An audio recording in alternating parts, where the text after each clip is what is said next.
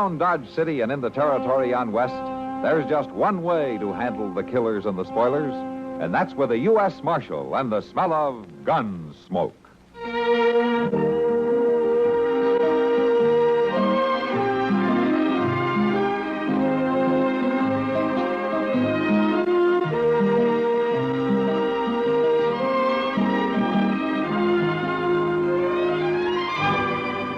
Gunsmoke, starring William Conrad, the story of the violence that moved west with young America, and the story of a man who moved with it.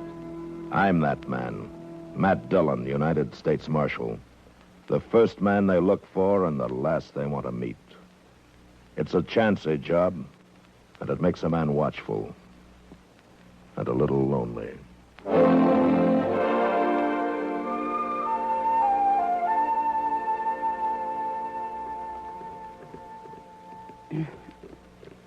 Your move, Doc. Yes. Yes, I see this. Only I don't like my choices. You got me kind of cornered, Kitty. Oh, now then. Smart man like you ought to be able to think his way out. Well, let me see now. Nope.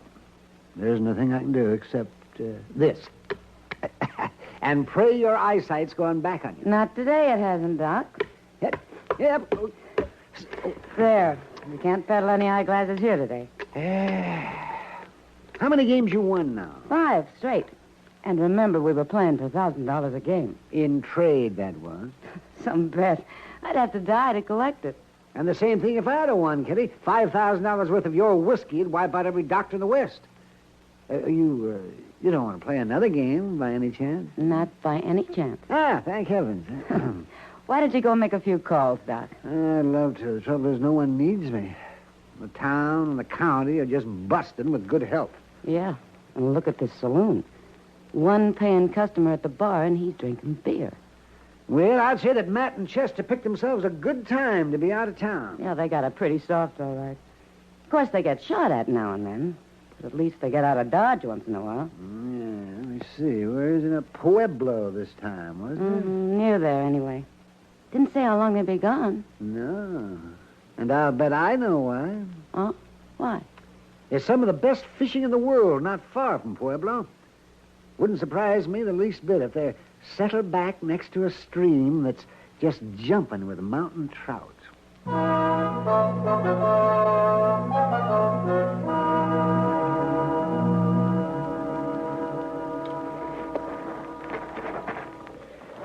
How's your leg feel? Was you hit bad, Mr. Dillon? Yeah, I never heard of being hit good, Chester. Your pant leg's bloodying some. Yeah, I know. What got into them Indians anyway? We was just riding through. Well, if it hadn't been us, they'd have gone after a rabbit or a coyote. Maybe these rocks. They were shooting for the noise of it, I guess. They had to be Utes, didn't they? Renegade Utes, most likely.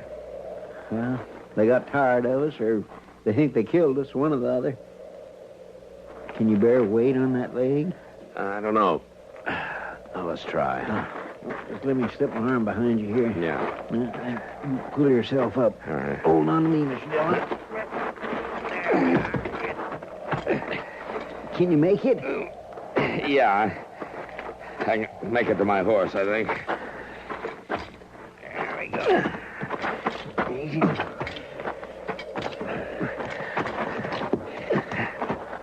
Now, you better rest some before I try to mount. No, let's get it over with, Chester. You'll have to swing your hurt leg over. Well, you'll have to guide it. If I kick your teeth out in the process, you take it as nothing personal, huh? Yes, sir. All right. Here we go. You all right, Mr. Dillon? Yeah.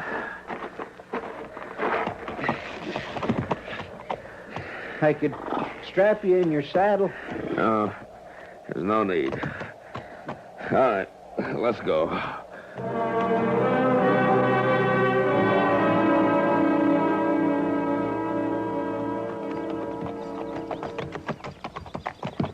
You're awful peaked looking, Mr. Dillon. About played out, ain't you? There's water ahead to the left in those trees there. Well, you can't go on just water. Oh, that'll help. Water the horses, too. Ain't much daylight left. I'd an idea we'd find a settler and get you bedded down for the night. It's Ute country, Chester. They've rotted out most of the settlers. In through those trees now. Yeah, there's good grass by the stream.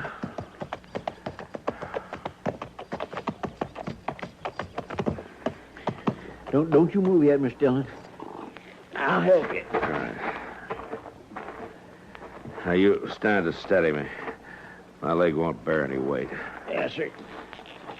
Huh? Come on. There you go. Now, just fall free again, me. Yeah.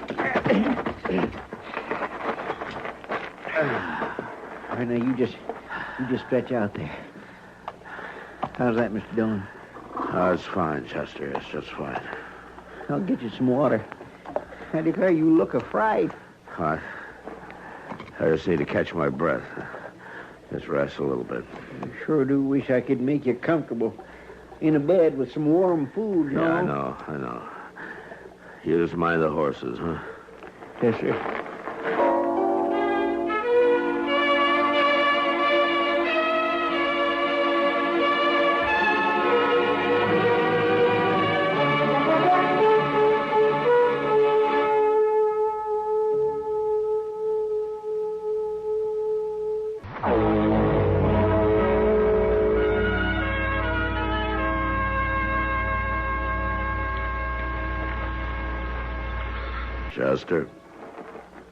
Chester? Oh, you awake, Mr. Dillon? Yeah. I shouldn't have gone to sleep, I guess. Well, you didn't have no choice. Once you swallowed that cool water, you were just plumb What through. is that? What is that, horses? Oh, no, Mr. Dillon. I hobbled them before I set out. They ain't making a sound. Shh. Wait a minute. That's horses, all right. They're coming this way. Oh, I sure don't hear a thing. You're fire with fever, Mr. Dillon. You just might be imagining. No, you keep listening. You'll hear them. Yes, sir. What I was going to say was, while you was resting, I set out and took a look around. There's a cabin not more than a couple 100 yards away. They're coming from the north. Say, by jing, I think you're right, Mr. Dillon. Look through the trees there. Indians. Could be them same renegades. Yeah, maybe. We sure better make for that cabin. No, we're better off here. Trees will hide us.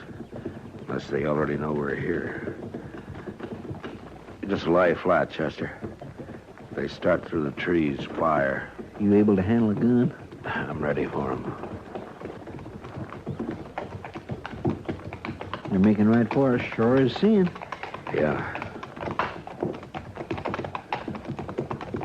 They're right at the trees. Take it easy. I sure ain't keen on them seeing us first. They're riding right along the tree line, going on south. I can't make them out anymore. You see them? They're on past the thicket, but I can't see them. I swear that was close. Yeah, it's still close. Sounds like I stopped. I counted 6 of them. Yeah, 6. That cabin, where is it? I'm afraid that's where they are. It's that direction. No more than a couple 100 yards away. Yeah, that's some better. That's a welcome sound for a fact. You're talking about a deserted cabin, Chester? Well, I didn't see no signs of life. Like they've been that way for years from the look of it. Well, you'll have to drag me, Chester. I can't mount again. I'll get you there, Miss Dillon. Don't you fret yourself.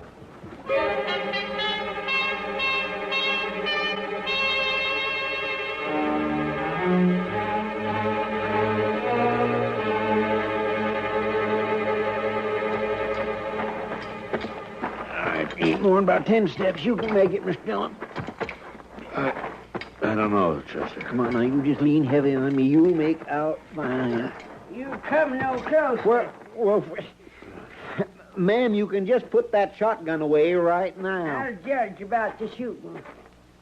What ails him? Oh, he's shot and weak. Ma'am, I gotta put him down inside.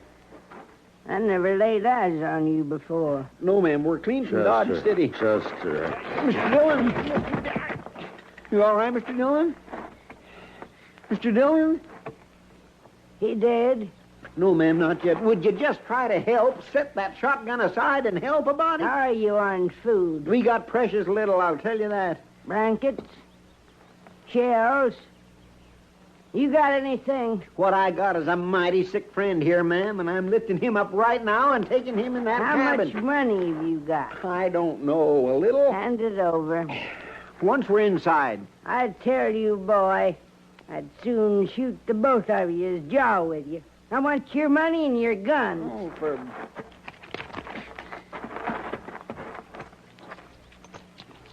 There. Now then. His money, too. Oh, my goodness. Here. I'm bringing him inside now. Well, all right. But for this little bit of money, he ain't gonna be there long.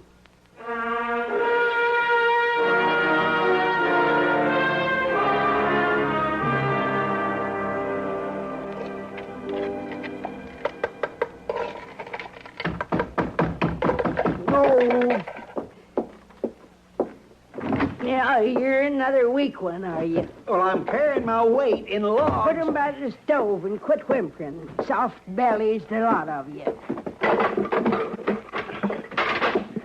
How is he? Ask him. You only making out he's sleeping. Mr. Dillon? You can't fool her, Chester. Don't try. You sure did give me a fright. I wasn't sure you was going to make it. I'm all right. She get the bullet out? Yeah. And half of my leg, I think. Yeah, I seen new cubs with tougher hides. You told me you knew what you was about. Now, you mind your tongue. I'm no mind to hear you, Beller. No cause to go at her, Chester. She did all right. Well, she took everything we had, Mr. Dillon. Our guns, bullets, money. I never seen her like. You'd best quiet him. I buried 4 husbands, 20 children. Couple of strangers don't faze me. You better get some sleep, Chester. She says you watched over me all night. Well, now, if you need me, Mr. Dillon... No, I'm fine. You go on now. You go to sleep, huh? Yes, sir. 4 husbands, ma'am? 4. I outlived them. But they was men. Regular men. I can believe that. We didn't trifle with marshals, army folk in those days.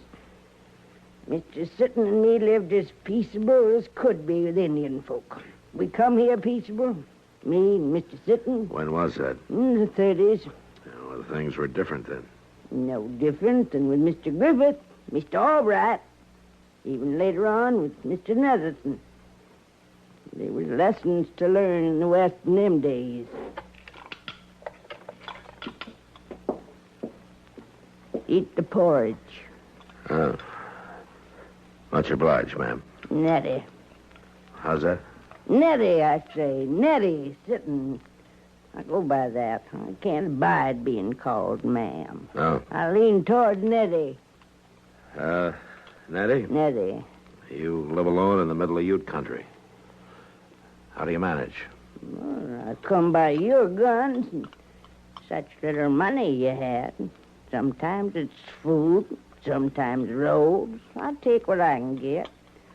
No matter to me if it's settlers or scouts or U.S. Marshals. Or Utes? Folks don't find Nettie unless they're lost or half dead. And open your eyes to see what they part with. You always greet 'em with a shotgun? If need be. Before we came here yesterday, a band of Ute braves stopped here. I got good arrows, strong bows, rifles. Even a couple of buffalo guns off a mountain man broke his leg down the canyon. They got a camp near here? The Ute? You got something more to give me? Chester says you cleaned us out. Then you're getting full measure.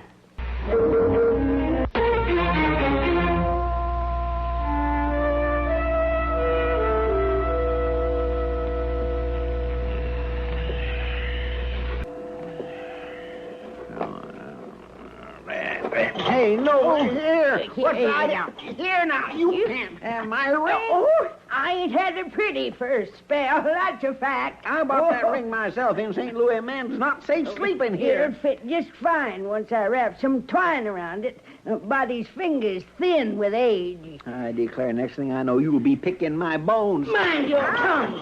Give him his ring back, Nettie. Oh, not likely, no. Mr. Dillon, what says you can't hit an old woman when she's so mean and contrary? For one thing, her shotgun. I'd as soon use it as have a ruckus with you. You take his ring. You give us something, Nettie. Oh, I do admire her pretty. I clean forgot the bright feeling they give you. Our guns for the ring, Nettie. That's fair. I come by your horses down by the creek this morning. They're grazing on my grass and swilling my water. The prettiest to pay for that. Mr. Dillon, I better go see to them horses. You'll stay where they're sick and ailing. I'll see to the horses. You saying he can't leave the cabin? Not alive, he can't. Well, you doggone She mean means old... it, Chester. I do that.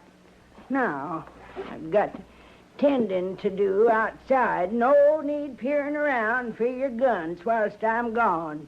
You won't find them. Mr. Dillon, we have got to get out of here. Yeah, we need horses to do it. Come here. Now, steady me. But you ain't fit stand yet. You stand steady. There. Now, we'll have to crawl once we're outside anyway. I can manage to the door. Like as not, she's just crouched out there waiting for us. Well, it's worth a chance. We might not get another one. All right. Get on your belly. Move small through the brush toward the stream. Can you see her? No, I can't. The stream. How far is it? A good 100 yards, maybe more. I don't see the horses. I don't either. Oh, flatten, Chester. It's Ute. Well, she's talking to them Indians. We're going to have to go back, Chester. To the cabin? Without guns or horses, we're no good out here. Come on. What do you reckon she's done with our guns, Mr. Dillon? Her? She might have eaten them.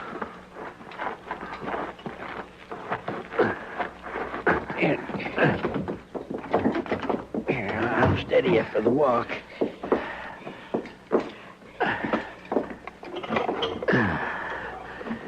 I'd give a lot for some of her strength right now.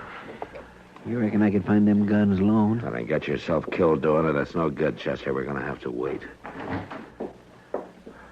You're just about as foolish as can be, ain't you? Crawling around in the brush out there. What's ID? Fresh air? You got no guns, no food. There's Utes all around. You don't think too good of your hides, do you? Where are the horses, Nettie? Your color's coming back, Now, son. you heard him. What about them horses? They bring a good price in these parts. I could get me a parcel of things trading horses. You're real friendly with a Ute, huh? They treat me good. Of course, they know Mr. Sitton and me come peaceable to their country. Not to run 'em off what rightly is their land. You ever seen them at their killing? Women, babies, no matter to them.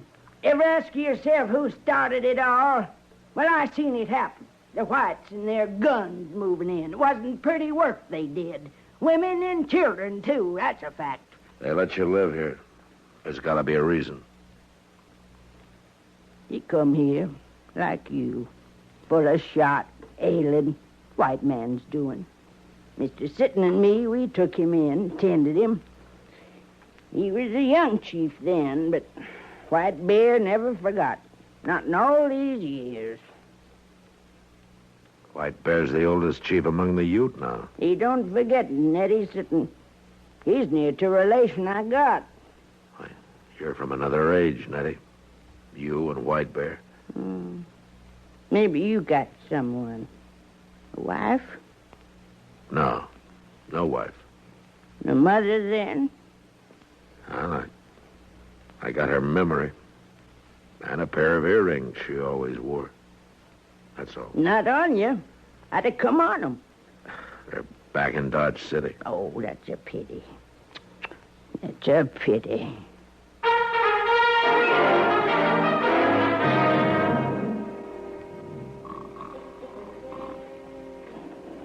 You think you can get the guns without waking her? Well, I can't make out good with no light, but I can fight an old woman in the dark. Not long till sunup. This may be our last chance. Take it easy.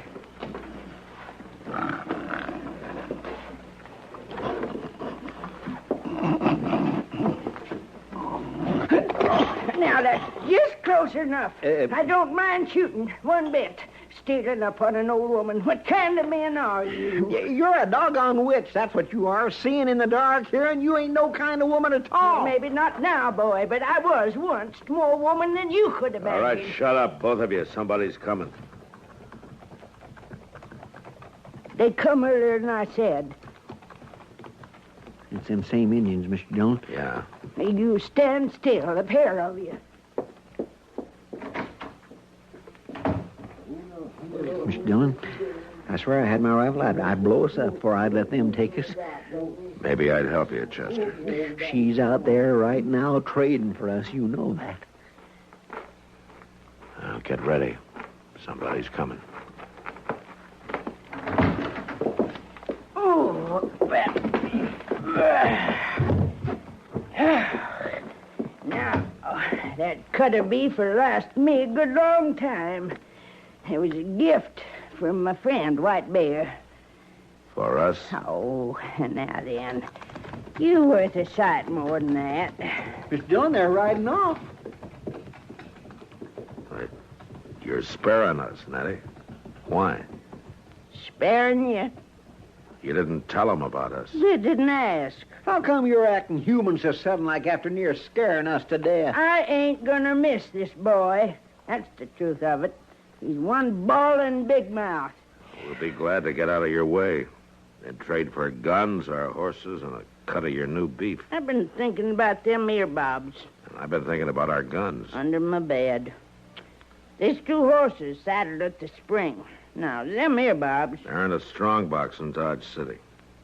You mean to ride back with us? Oh, I wouldn't be seen in daylight with you. Yeah. Well, I might get back this way someday. If I do, I'll bring them to you. For these old ears? Yeah, here. Now, here, boy. Take your ring. Pretties ain't for me. Not anymore. I'll take it. I declare I don't understand you at all. You just beat the Dutch. That's what you do. If you was regular men, you'd find yourself a woman. Pretties don't belong on a man's hand. There ain't no strong box. Us women folk gives us that bright feeling. Having a pretty.